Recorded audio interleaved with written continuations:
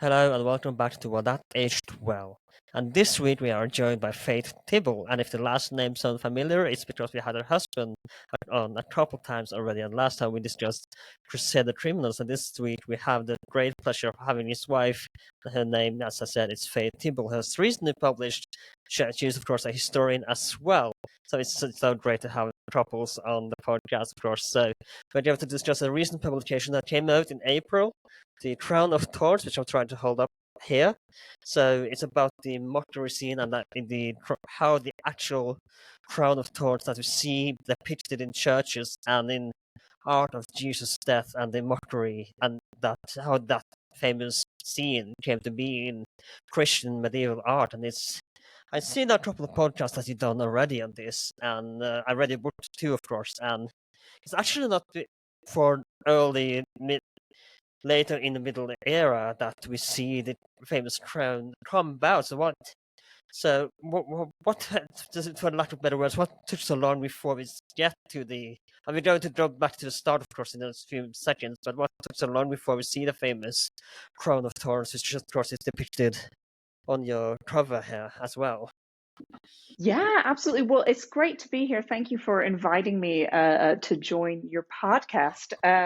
Well, I think the Crown of Thorns is a funny piece of Christian and particularly Passion iconography, because the Passion iconography is, of course, the images that come up around Jesus's time before he's crucified and his resurrection. So it's that imagery of his sort of arrest, betrayal, his trial, his mockery, his crowning, his walk to the crucifixion, and so forth.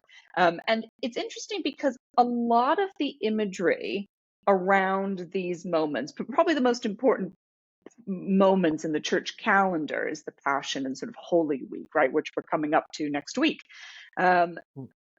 This imagery had been developed fairly early on in Christian iconography because it was so important. So you have your betrayal of Jesus in the garden by Judas. You have his way to the crucifixion.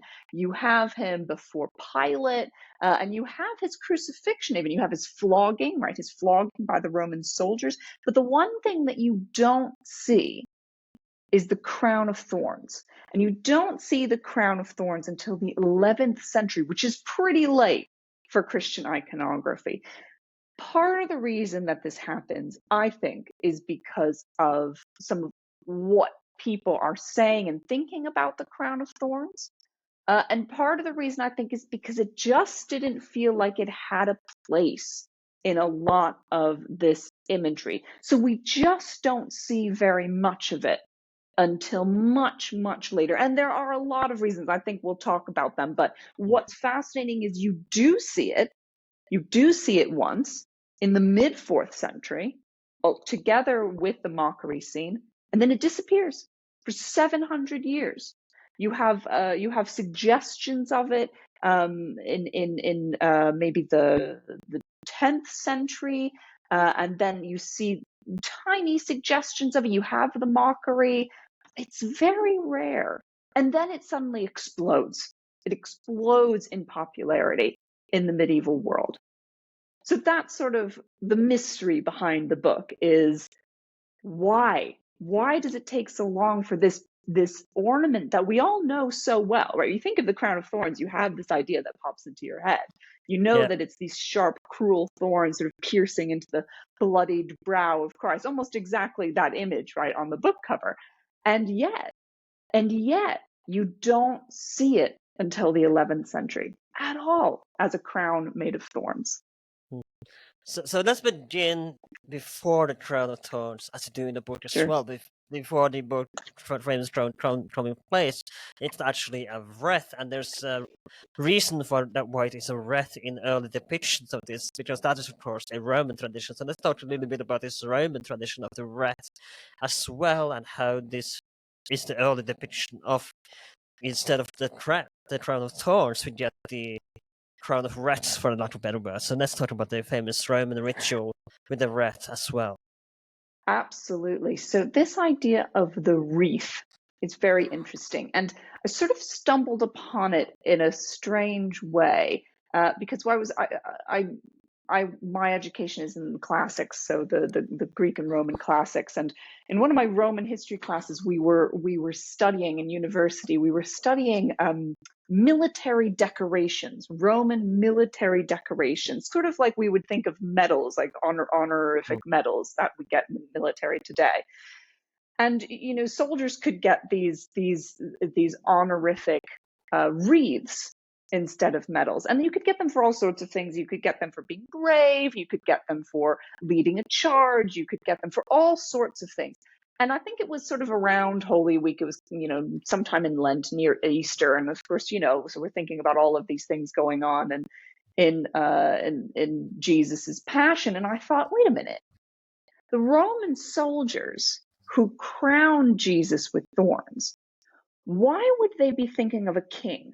Right? These are sort of typical Roman soldiers. What if they were actually crowning him with a Roman military decoration?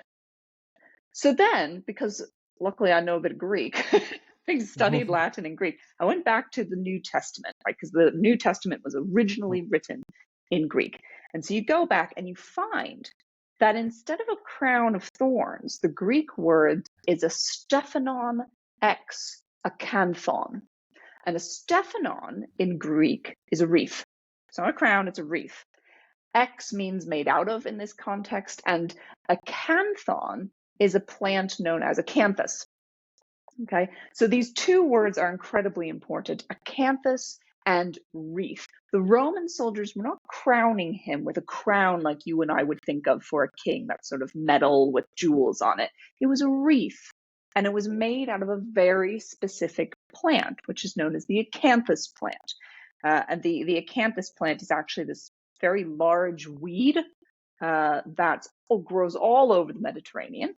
And actually, even here, I'm in the UK right now. It grows here pretty successful.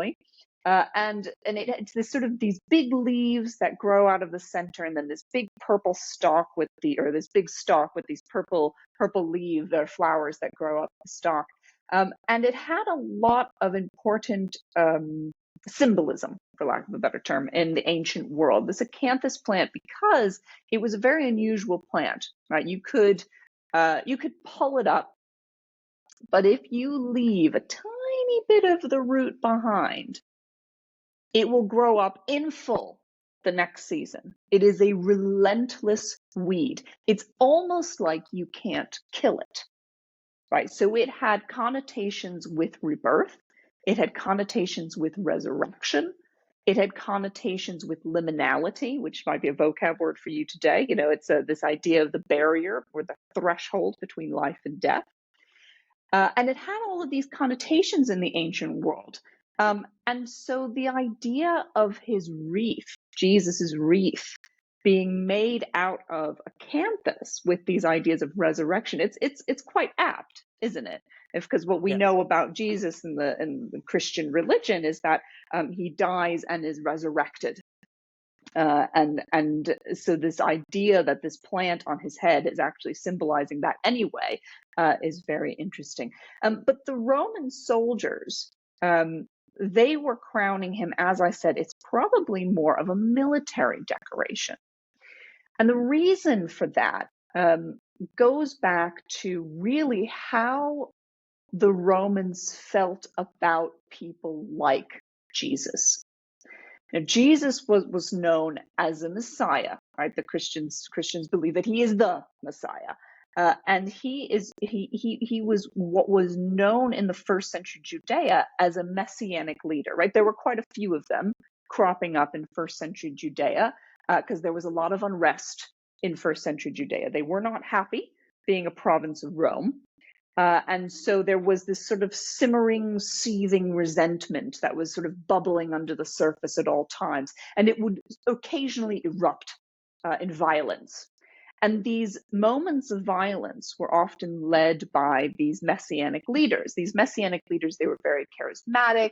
They were usually military men. They always sought out violence as their go-to for for what they were preaching. And what they were preaching was that they, as messianic figures, were sent by God, or they were claimed to be sent by God, and they would single-handedly deliver their people from oppression and death. And Single-handedly, these men. it Yeah, go may, ahead. I love the comparison when you talk about this, and it kind of depicted in the life of Brian as well a little bit, that we see all these prophets and messiahs Yes.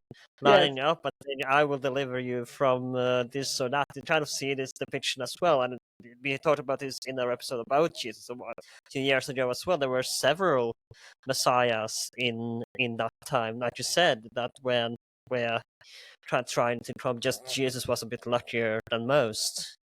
He was, and the interesting thing about the life of Brian, I wrote a term paper on the life of Brian for a course a long time ago about the accuracy of life of Brian. And even though it's hilarious, it's wildly accurate in terms of how people were thinking and feeling in a very sardonic way. But this idea of Messiah figures, this it's just hilarious. But yes, you're absolutely right. The life of Brian's a good example of that, where you have all of these messiahs sort of cropping up in the first century because of this sort of unrest, this unhappiness that the Judeans feel about their lot. And they come up even more in the lead up to the Great Jewish Revolt and the destruction of the temple in 70 AD, because there is so much unrest. But they all have these things in common, where they're preaching that they have been sent by God to deliver their people from the oppression that they're feeling, and they are going to single-handedly deliver them from death, because they were sent to do this. And they would normally do this through violence. Right? So these Roman soldiers, they had their experience with messianic figures was that they were violent generals, and they would sort of bring an armed force. They would have some sort of ill-conceived battle plan that usually went terribly wrong, because it's the Romans we're talking about. They're very good at meeting insolence with violence, and they win pretty much every time, at least in Judea. And this idea of the messianic figure, then, in the minds of the Romans, was someone who was basically just there to ruin their week, right? He was a general. He had preached that he was there to single-handedly save his people from the oppression of the Romans, and he was going to do it in a violent way, okay?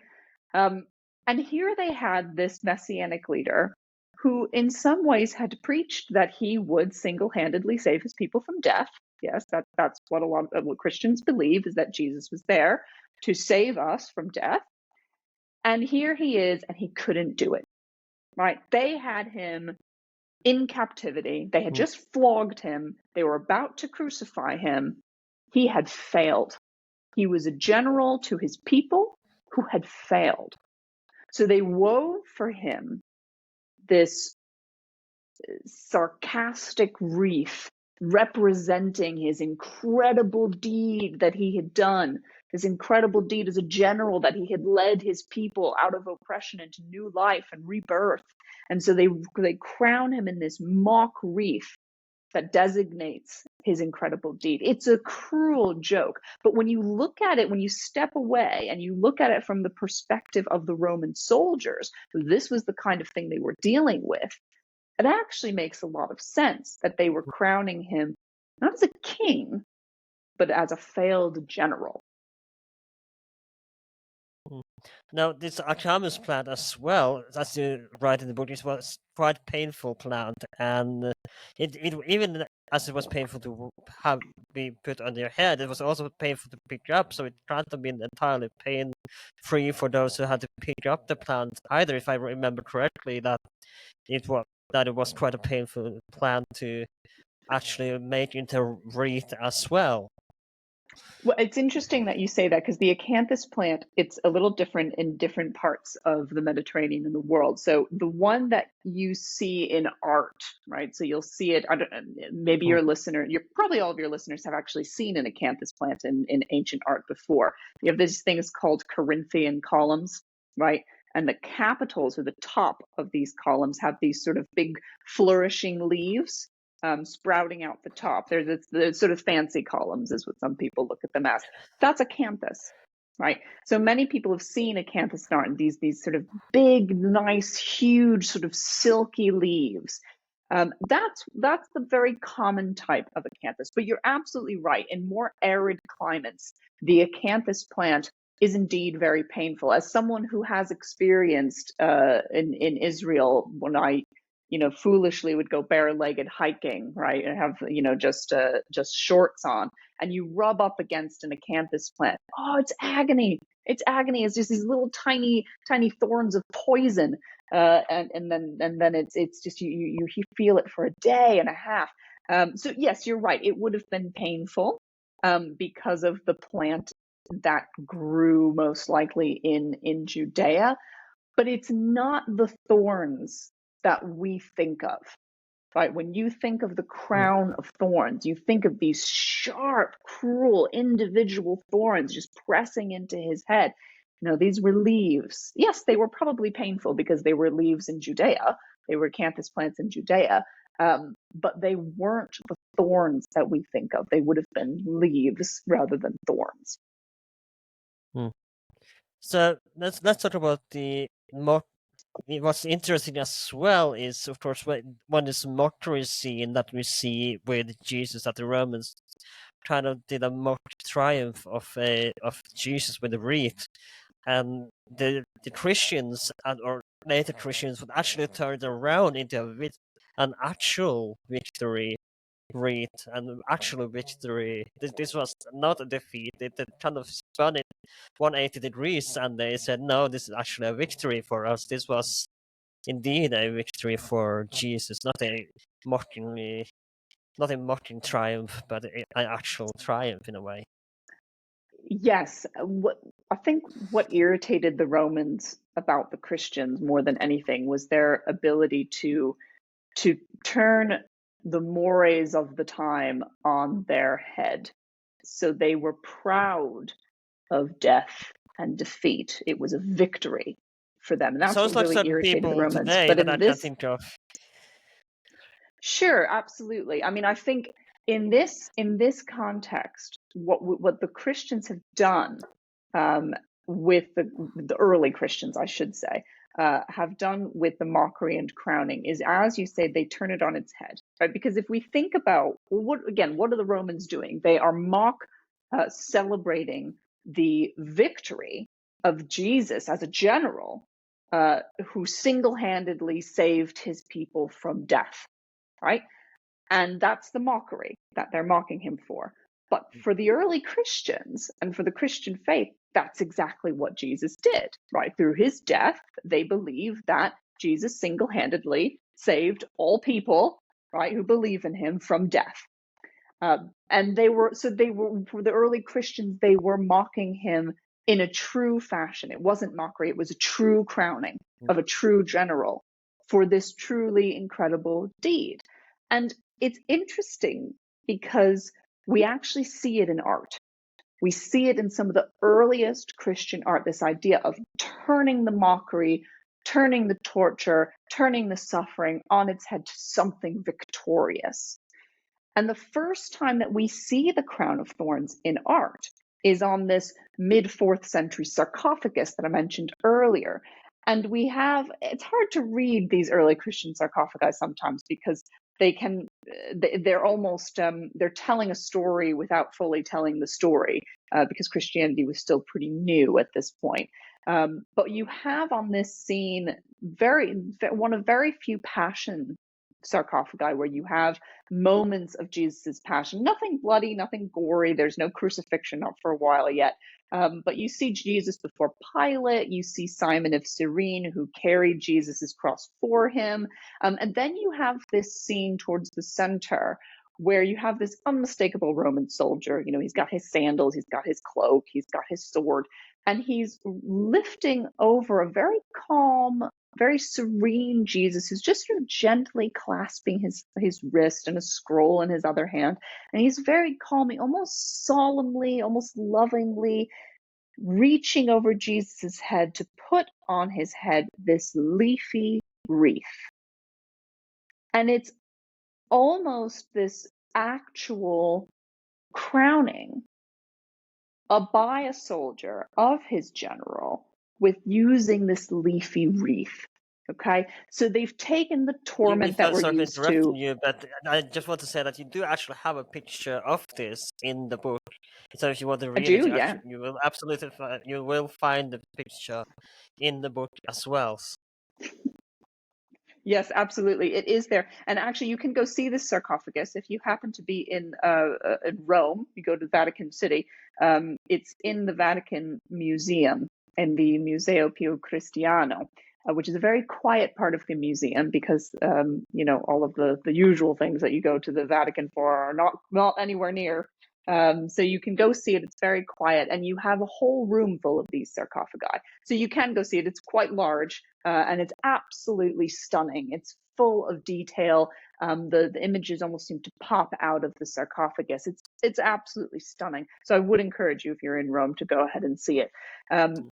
But yes, absolutely. What you find is that they've taken this idea of torment, of suffering, of torture, and they've turned it on its head to make it victorious, right? Because this is what they saw was the victory in the mockery, and it was almost a precursor to his subsequent victorious crowning in heaven.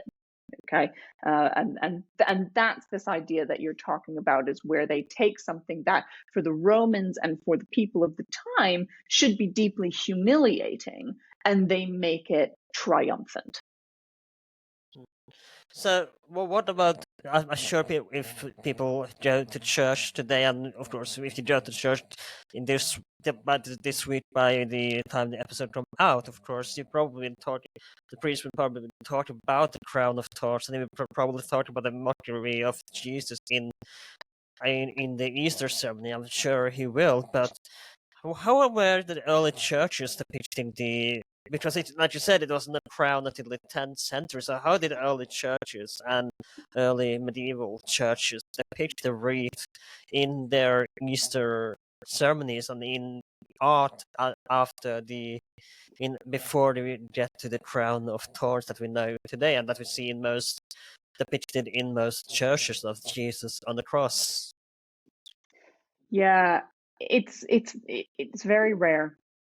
You don't really see it at all until the medieval period. You have in manuscripts, you have suggestions of the wreath, and they're Carolingian manuscripts, so thinking Charlemagne's empire, and they were used more for didactic purposes. So these images that were inked in or were illuminated in the manuscripts were often used to help learn and to help meditate on the psalm or the verse or whatever you were reading around the image. So there is one instance where you see the crown. Well, it's not a crown of thorns; it's still a wreath, still a leafy wreath. You'll see it amongst the tools of the Passion. So the tools of the Passion are basically the objects that were used during Jesus's Passion. So you're thinking of the lance that pierced Jesus in the side to see if he had died, and out gushed blood and water. You'll see the whip. So the whip that was used to flog Jesus by the Roman soldiers, that's part of the tool of the Passion. The cross is a tool of the Passion, and the crown of thorns is considered a tool of the Passion. But at this point, it's still a wreath. And you don't see it together with the mockery for a long time. And then again, as I mentioned, in sort of the 10th century, you see it a couple of times.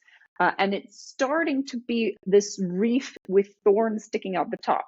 Because by now the language has changed, right? No one's reading it in Greek anymore. Everyone's reading the slightly more vulgar language of Latin it's been translated into. And that's what I'm sorry for interrupting you again, but that's what I found fascinating, is that it actually may be a mistranslation, that we have a crown and not wreath, like you said. People read it in Latin. So, and of course, it's been translated in Greek. From Greek, there are bound to be some mistranslations, and from what I understand, it suggests that there may have been simply a mistranslation in early translation of the Bible in early medieval era, from crown of wreath until the into a crown of thorns. I would probably call it a reinterpretation rather than a mistranslation. But yes, I get your point, because what happens is that Saint Jerome, who in no way is wrong, right, when he translates Stephanon ex acanthon, he translates it into coronam ex spina. And this idea of corona, in the time that Jerome would have been translating it, still would have meant wreath. Okay? But what happens is our understanding of this word corona changes, right? It means wreath, and then it means wreath and crown, and then it means crown. And as interestingly, a leadership of Europe changes, and we start to anoint kings and we start to crown kings, the idea of this word corona changes from a wreath to something more solid that you put on someone's head. And so we're reinterpreting these words, we're retranslating, as you say, these words into a context that makes more sense for the world in which you find them, rather than the world in which they were first written. And that's why it's always so important, and why, scholars like us always have to go back to the source, right? We always go back to, where was this mentioned first? In what context? Rather than assuming a context based on our own ideas of a word. So it's interesting, this idea of a mistranslation and an interpretation of a word through time that actually allowed the Crown of Thorns to become what we know it is today. Now, I know you made this, and we talked about this before the recording a few days ago, but I'm gonna ask you anyway, because in the translation, and you don't have to answer this if you can't, don't worry. But from when it was translated from Greek into the Latin world, was this adapted in the Greek world as well? Eventually, that it was a crown of thorn, not a wreath, or did they still use wreath in the Latin world? Sorry, in the Greek world, rather than in crown of Yeah. thorn. They still hold on to the idea that in depiction in art and in the Greek Bible, was this still a wreath in the Greek world? It's interesting, because when in the book I do talk about Byzantine art, because it's important to remember that there are two areas of Christian art growing up in very different ways during this time period, but they're not influencing each other in the same way at this time, and we don't see the Crown of Thorns in Byzantine art, not until it becomes something more popular in the imagination of Christian iconography. So it's not influencing the art, even though we know that the relic of the Crown of Thorns exists, right? In Jerusalem, then later in Constantinople, but by then the Crown of Thorns is getting slightly more recognition. But even though we know that the relic exists, we're still not seeing it in Byzantine art. And I'm not a Byzantine art scholar, so I'm sure some of your other excellent guests that you've had on before might have more of an idea, but it's not influencing the art of the Crown of Thorns in the West, because we're just not seeing it. You see the mockery. You'll see the mockery in manuscripts, but it's quite rare. So you mentioned them earlier. So let's talk about how the influence in Carolingian times. Let's start with Carolingian time and how the Crown of Thorns or Crown of Wreath, if rather, is depicted in Carolingian art and iconography. Yeah, so we see it twice, as I mentioned before. So the first couple times you'll see it are in the 9th century. So you'll see it in something called the Utrecht Psalter, and then you'll also see it again in the Stuttgart Psalter, which is also from the 9th century. So you see the mockery and the Crown of Thorns, just those twice, right? So you have these sort of diverging themes One with in the Utrecht Psalter, you see the wreath still in the context of passion, the tools of the passion, and that's it. And then you'll see the mockery in the Stuttgart Psalter. And this one's very interesting because this illuminated manuscript, again, the images that are being used are used to help with learning the Psalms, as well as learning the commentary behind the Psalms of the patristics. So it's really a manuscript that was probably being used in a didactic way or a meditative way, right? So we know the Psalms, we look at the images, and these scholars the monks are meditating on the images and the meaning behind them.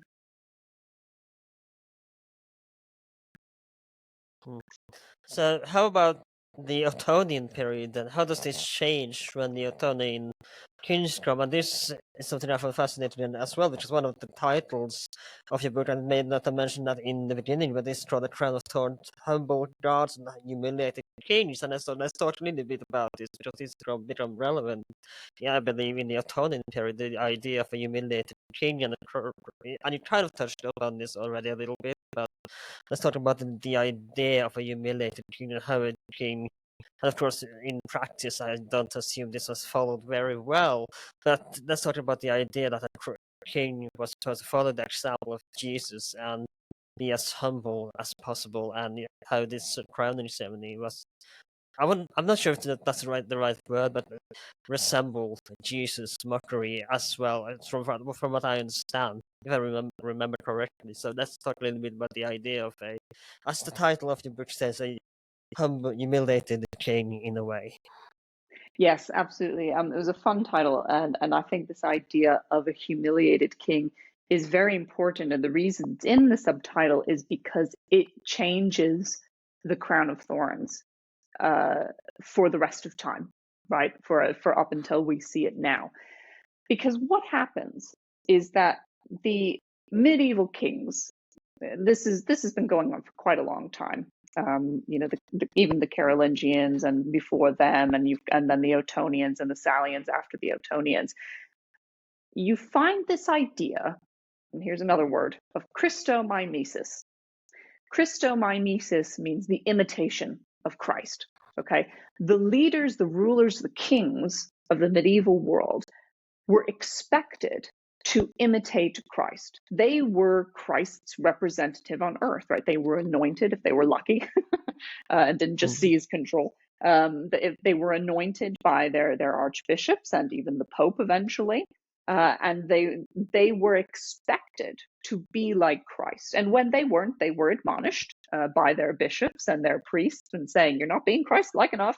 And they'd either take it to heart or not. But the expectation was that they were to be Christ-like in the way that they ruled, in the way that they waged war, in all sorts of ways they were expected to be like Christ. And the Ottonians and the Salians, they take it one step further. Not only is the king expected to be Christ-like, but before he becomes king, he is expected to live through, to endure abject humiliation, right? Just like Christ did on his way to the crucifixion through the mockery, okay? So the future king was supposed to go through something incredibly humbling, incredibly humiliating. In the case of Conrad II, for example, who was the first of the Salians, he was expelled from Henry's court, who was the last of the Ottonians, and that at that time would have been deeply, deeply humiliating, pretty much a loss of all social status. And yet he endured, and he crawled back, and he became king. And to be elected as king, part of that journey to kingship was to demonstrate that you had somehow experienced and endured with humility, deep humiliation and suffering. And that was how you were Christ-like, right? How you experienced Christomimesis was also through humiliation. It's this idea of sort of zero to hero. right? That you'll see throughout all of history, really. This idea that these great leaders come from suffering, right? Come from suffering. And so the Ottonian and the Salians felt this way as well. And it was because of this idea of Christomimesis and the humiliation aspect of it, the suffering aspect of it, that we actually finally see the crown of thorns. And shall I continue? Do you want to learn about Please the? do. Yeah, no, please do. Please continue. That's why you're No, here. you have such good questions. You have such good questions, Yeah. so I wanted to make sure. No, so Please continue. so basically what happens is you have this idea of Christomimesis and humiliation. And then all of a sudden, in the 11th century, in the sort of first quarter and first half of the 11th century, you see a flurry of examples of the mockery and the crown of thorns together at last. As I mentioned, because you pointed this out, this hasn't happened yet, right? You have it once in the mid-4th century and then not again. You have these sort of maybe these tiny examples of a wreath with thorns sort of stuck in it, or you have the mockery a couple of times, but not really. They're more in the context of either a manuscript or of telling the story of Jesus. But then all of a sudden, you have several examples of Jesus seated on a throne. He's seated on a throne. He has at least two soldiers, these Roman soldiers on either side of him. One of them puts a reed in his hand. He's usually holding a Bible in his other, or an orb.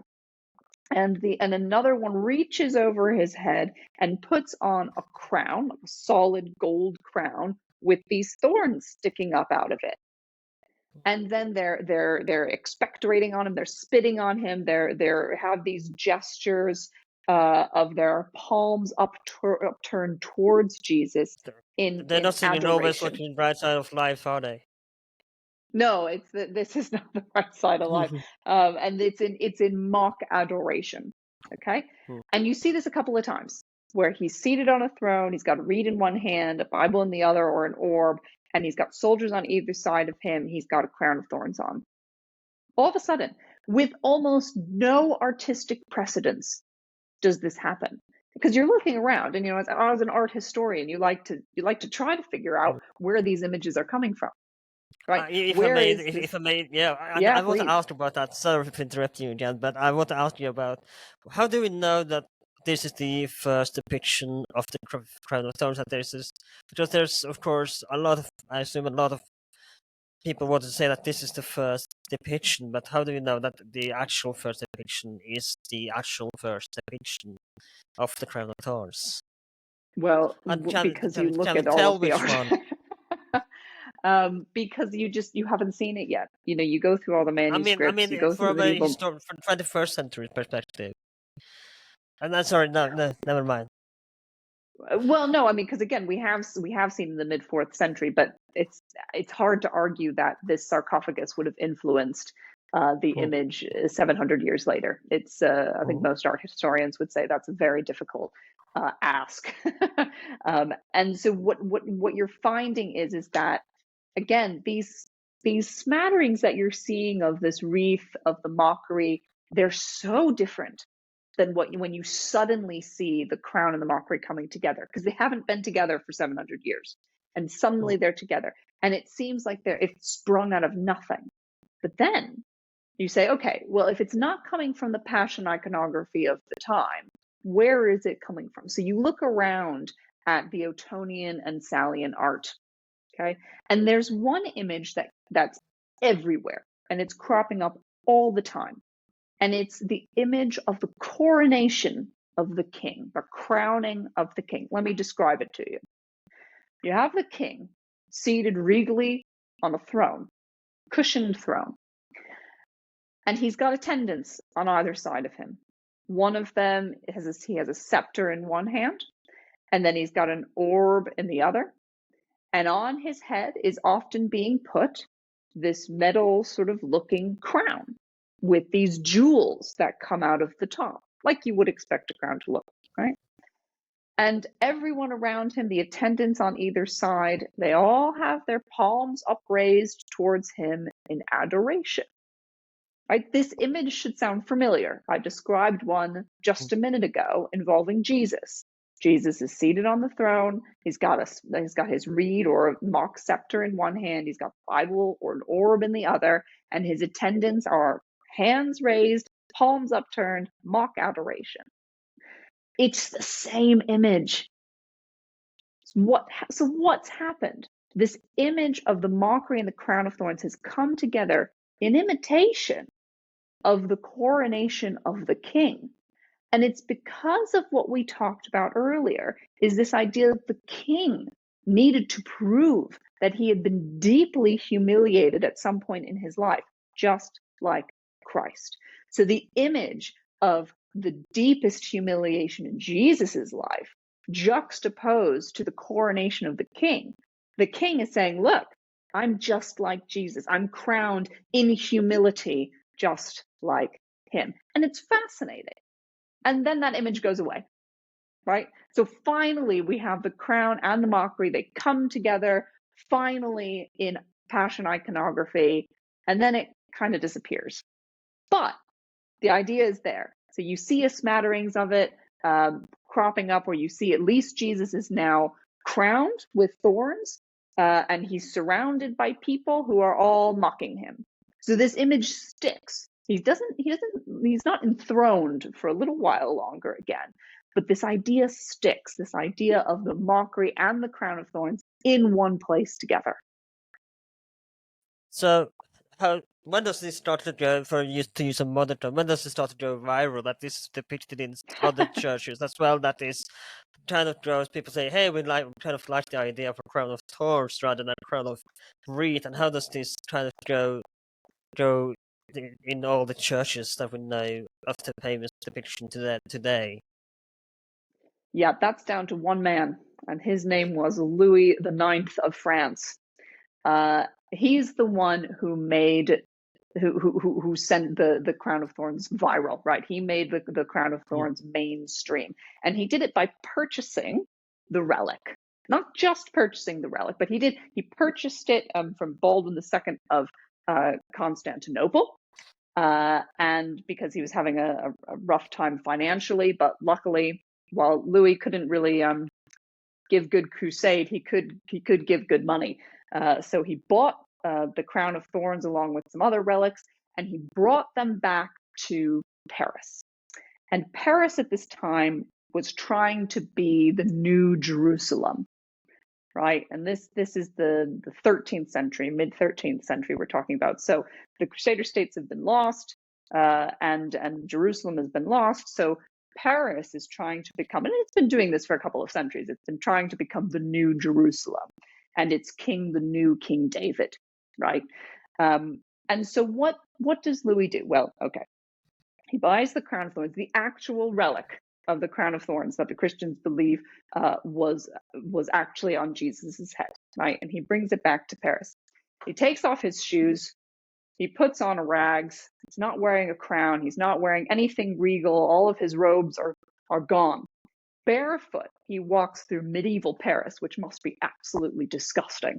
He walks through medieval Paris, almost crawling through, holding the crown of thorns aloft before him, right? He is demonstrating his Christomimesis, right? This idea of the imitation, the humility of Christ with the actual ornament that represents Jesus's humiliation. He walks it through Paris, and he eventually builds it the most extraordinary reliquary, right? Which is a sort of a container that you put relics in. But it wasn't just a container he built. He built an entire chapel, an entire church to dedicate to the crown of thorns. You can still go see it today. It's called the Sainte-Chapelle. And it used to be his personal chapel. It was attached to the palace. It was his personal chapel. It was an extraordinary architectural feat.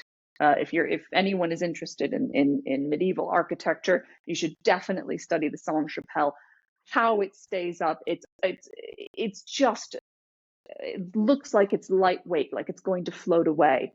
It's probably the tallest, the most use of stained glass that had ever been done before. And it's an incredible architectural feat. But inside this chapel that he built, he put the crown of thorns and other relics, but especially the crown of thorns. And then all around the stained glass, the artistic program of the Sainte-Chapelle is all about enthronement.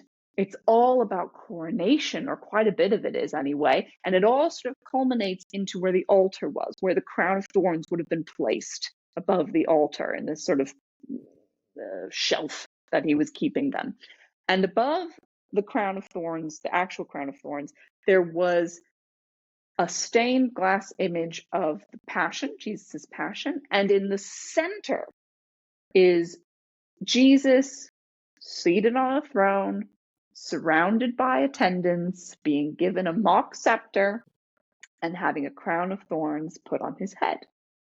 So, in deepest humiliation, in deepest humility, Louis brings the crown of thorns to Paris and then gives it the most extraordinary presentation, showing really how he is like Christ. And after this, you see the crown of thorns, right? He has made it very popular. He has brought the crown of thorns to a place where it can be revered and seen. And actually, you can still go see it today during the season of Lent, which is the 40 days leading up to Easter for the Christians. I believe Notre Dame still takes it out every Friday for worship. So let's end with the Crown of Thorns in today and in the 21st century. And you do have a final chapter on this in the book as well. And you pointed especially the Passion of the Christ and with Mel Gibson as well. So let's talk a little bit about and how in art for World War II as well, how the Crown of Thorns has been depicted. So let's talk a little bit about the art of the Crown of Thorns in modern depictions and modern art and film and media as well. Yeah, and I think as I mentioned, there's the Crown of Thorns becomes, it becomes something that's so ubiquitous in art, right? You can sort of walk through the halls of our esteemed museums throughout Europe, and you'll find the Crown of Thorns, almost to the point where if Passion iconography and Jesus on the cross, or Jesus during his passion, doesn't have a crown of thorns, it almost seems like the image is missing something, right? That's how ubiquitous the crown of thorns has become. And even up to the modern day, this isn't just the Renaissance. You see it up to the modern day, where you find the crown of thorns everywhere. And one place that you see it, of course, is the big screen, right? Mel Gibson, the Passion of the Christ. No matter what you think about that man, that movie, the violence in that movie is incredibly accurate. The Romans were horrible, and what they did to him. This would have been the most pain, the most suffering, the most torture he would have ever experienced in his life. But that movie makes the Crown Jesus of Thorns. was kind of a pacifist in a way. He was. If you read the Gospels, which would, just reading them as literature, they're a great story. I mean, judging from like you said, judging from the Gospel and the Bible, but I don't know about the actual man. But judging from the New Testament, of course, I imagine you kind of looked at him as a pacifist in a way. He was preaching something very different than the other messianic leaders. That's for sure. We know that when you read the Gospels, a lot of the messages have to do with peace and love and forgiveness, turning the other cheek, everlasting life, salvation, all these great things. Jesus doesn't always do himself a lot of favors. He does demonstrate how he is not unlike a typical messianic leader. He often demonstrates that he is a general. His disciples are always armed, waiting for him to call him to arms. And there are a couple instances where, we can talk about a couple of them, but Jesus comes across. I couldn't help myself doing a Wyatt Earp gown. I kind of imagine them as the ancient Wyatt Earp gown, just going around armed around Jesus being the Wyatt Earp of the ancient world. Well, we know that they were, because in the Garden of Gethsemane, Judas betrays Jesus by kissing him on the cheek, and then everyone just sort of takes out all of their weapons and starts fighting. So everyone's armed, and then someone cuts someone's ears off, and Jesus says, "Stop. Do you not think that I could call upon my Father and he will at once send me 12 legions of angels," which is what, 61 and a My half father will thousand hear angelic about this. soldiers. Well, exactly. But what that demonstrates is that Jesus is a general, a celestial general, but a general nonetheless. So he doesn't do himself a lot of favors throughout the Gospels. That he does demonstrate sort of typical messianic leader traits. But you're absolutely right. The message, the primary message, the philosophies that Jesus preaches are different than what we know about the time, about the other messianic leaders. And that comes across, of course, in the big screen as well. He's very pacifist and things like that. I mean, again, I think mostly that movie, The Passion of the Christ, is about the passion, right? Not necessarily about all of the other things that Jesus did during his ministry. But there is an interesting moment with the Crown of Thorns, right? I don't know if anyone has seen this movie, but you have basically two scenes going on at once. You have Jesus has just been flogged, right? And there's blood everywhere. So if you don't like blood, don't watch this movie. But there's blood everywhere. And you have his mother, Mary, and Mary Magdalene cleaning up the blood. And while they're cleaning up the blood, Mary Magdalene, you switch between her thinking about something that happened in the past and Jesus being mocked and crowned, right? So he's with the Rome. They've taken him off to the corner. They've put him on a stool. They do have the crown made of thorns, right? It's this sort of wreath made of thorns pressing on his head. And they're hitting him. They're beating him up. They're spitting on him. And while that's going on, Mary Magdalene is thinking about something that's happened in her past. And so you see these scenes of Jesus sort of writing in the sand, and then all of these sort of official people dropping their stones, and a woman very slowly reaches towards Jesus's feet, and he lifts her up, right? So they're conflating Mary Magdalene with the woman caught in adultery. Right. And what happens in this story is that Jesus, a woman who's been caught in the act, right, caught in the act of adultery, is brought to Jesus, and the men who are testing him, that bring her to him, they say, this woman has been caught in the act of adultery, and she should be stoned. That's our law. She should be stoned. So, what do you say, Jesus? And Jesus, in some Gospels, he starts writing in the sand. But in other Gospels, he says to them, let him who is without sin throw the first stone. Okay? And they all sort of say, fair enough, and drop their stones and leave. And basically what you're seeing here is this sort of woman in adultery plus Mary Magdalene. Something that would have been very, very humiliating. The most humiliating moment in this woman's life. Not only was she caught in the act, but she was dragged out before everyone in her community to a rabbi and said, shouldn't we kill her? Used as this tool to try to catch Jesus, right? It must have been so incredible, the worst moment of this woman's life. And yet, here is Jesus forgiving her, right? He lifts her up and he says, go and sin no more, right? He forgives her. He takes that humiliation and he turns it into a triumph of new life for her.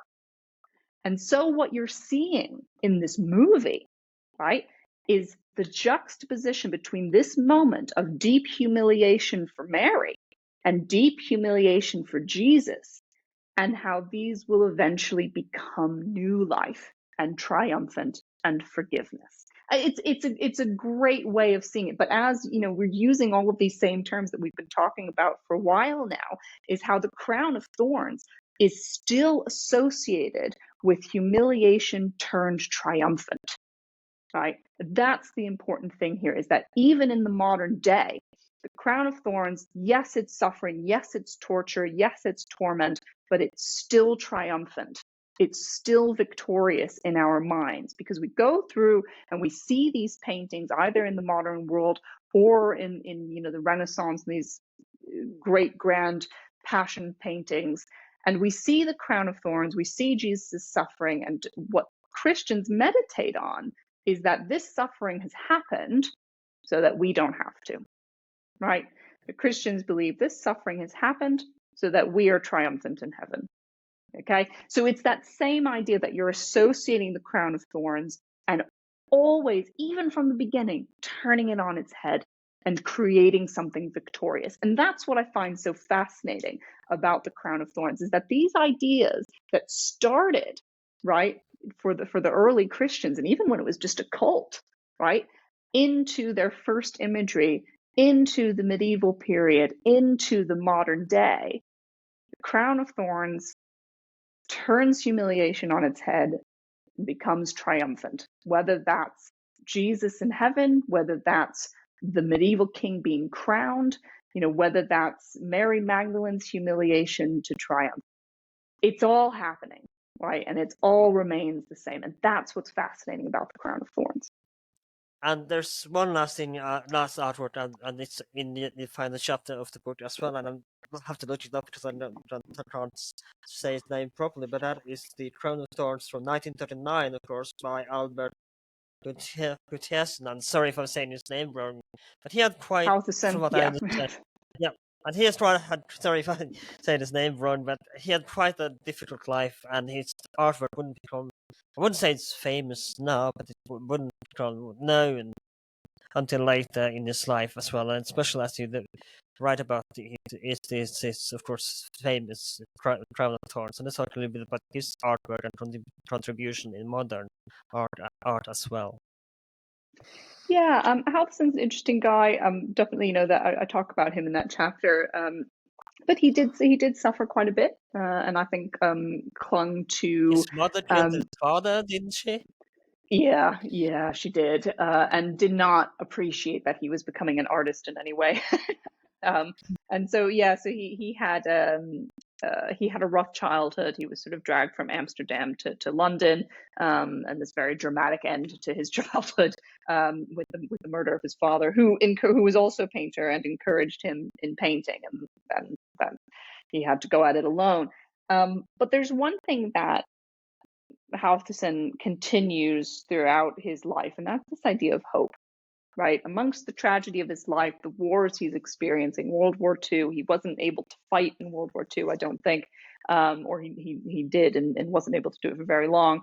There was a lot of hope that he maintained throughout all of this, and you see it in his images, especially his images of Jesus.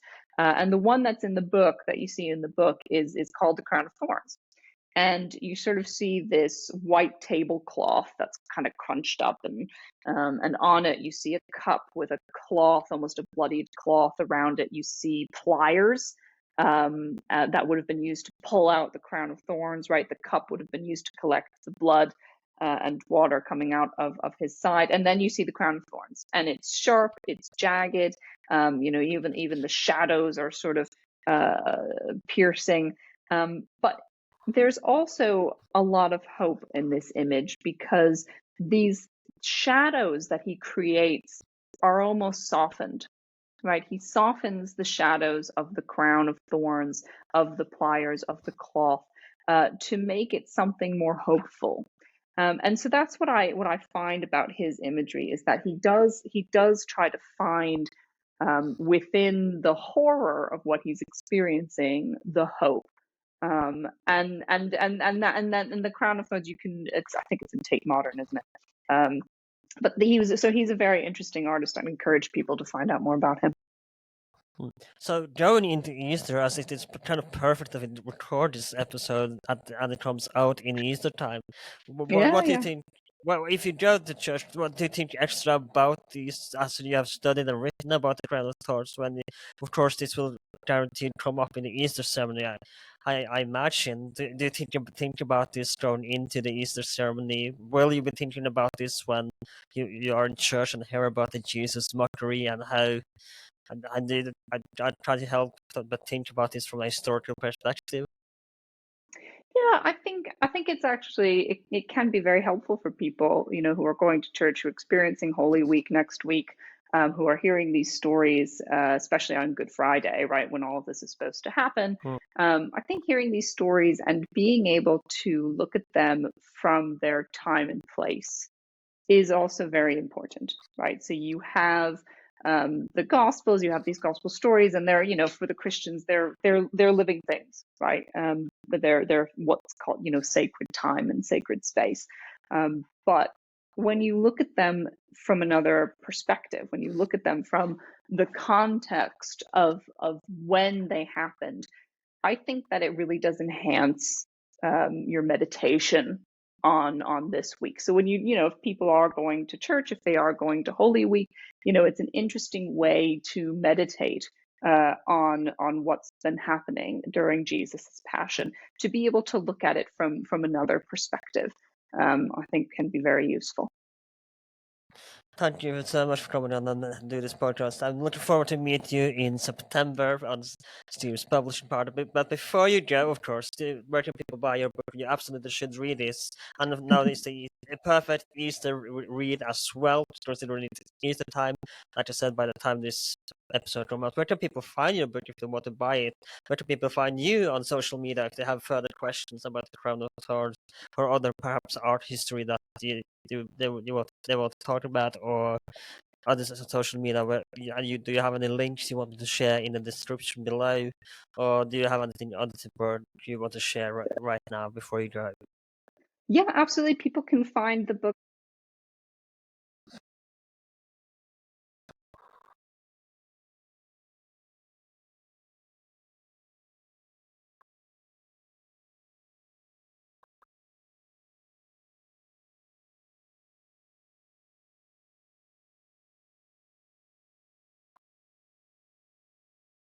Thank you so much for coming on again. It's been a great pleasure to have you on today, and I look forward to meet you in September.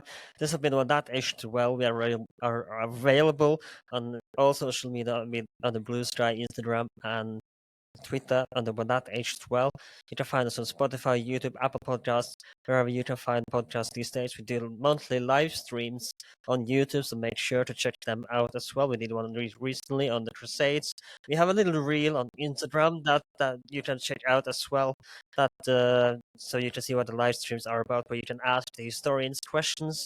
If you one live on YouTube, I would highly recommend that. Checking that out. If you're on Spotify, consider giving us 5 stars, or if you hate podcasts, you can always give us one. It's a free world, at least where I live currently.